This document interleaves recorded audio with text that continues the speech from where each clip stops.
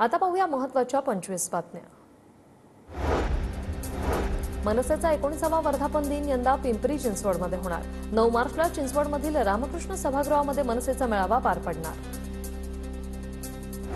कल्याणमध्ये मनसेचे माजी आमदार राजू पाटलांकडून क्रिकेट स्पर्धेचं आयोजन केले। क्रिकेट स्पर्धेला मनसे अध्यक्ष राज ठाकरे उपस्थित। क्रिकेटच्या मैदानात लाईट शो करून राज ठाकरेंचं स्वागत। पुण्याच्या भोरमधील शाळा महाविद्यालयातल्या एकूण 950 शिक्षकांना क्षमता वृद्धी प्रशिक्षण। राज्य शैक्षणिक संशोधन आणि प्रशिक्षण परिषदेचा उपक्रम। विना तिकीट भुरट्या प्रवाशांना 2.25 कोटींचा दंड। एसी लोकलमधून 51,600 विना तिकीट प्रवाशांना पकडलं। महाराष्ट्र राज्य माध्यमिक व उच्च माध्यमिक शिक्षण मंडळाच्या मुख्यालयातून नमुना उत्तरपत्रिकाबाहेर मोबाईलवर छायाचित्र पाठवणाऱ्या नियमकावर गुन्हा। मुंबईच्या वर्सोव्यात मनसेच्या इशाऱ्यानंतर डॉक्टर विरोधात विनयभंगाचा गुन्हा दाखल। 7 बंगला परिसरातील डॉक्टरवर 2 तरुणींना अश्लील भाषेत शिवीगाळ केल्याचा आरोप। नांदेडमध्ये पोलिसांसमोरच सर्रास कॉपी पुरवल्याचा प्रकार।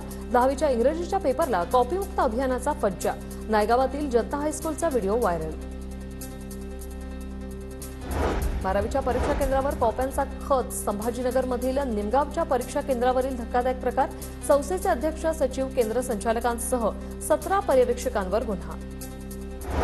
पुण्यातल्या भारती विद्यापीठाच्या कॅम्पसमध्ये विद्यार्थ्यांची हुल्लडबाजी। कर्कश आवाज करत कॅम्पसमध्येच बुलेट चालवल्याचा प्रकार। जळगावच्या ममुराबाद रोडवर विटांची भरलेल्या ट्रकची दुचाकीला जोरदार धडक। अपघातात एका महाविद्यालयीन मुलाचा मृत्यू तर 1 जखमी।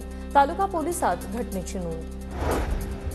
सिंधुदुर्गात अंगणवाडी सेविकेचा मृतदेह जळलेल्या अवस्थेत आढळला। आरोपी रुयाज फर्नांडिस पोलिसांच्या ताब्यात। पैशाच्या हव्यासापोटी हत्या केल्याचा आरोपीचा कबुली।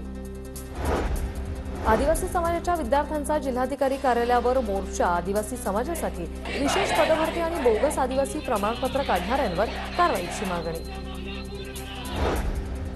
नाशिकच्या मनमाडमध्ये महाबोधी महाविहार बौद्धांच्या हाती देण्याच्या मागणीसाठी बौद्ध समाजाचं आंदोलन।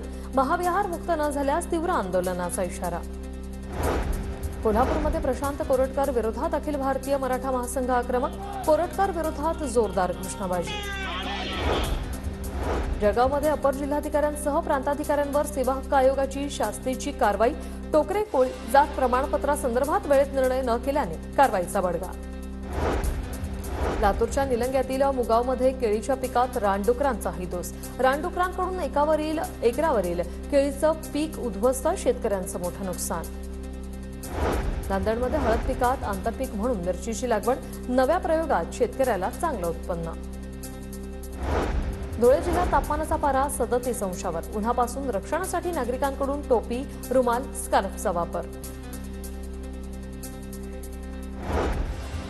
तापमान वाढल्याने भंडाऱ्यात शीतपेय, रसवंतीची दुकानं सजली।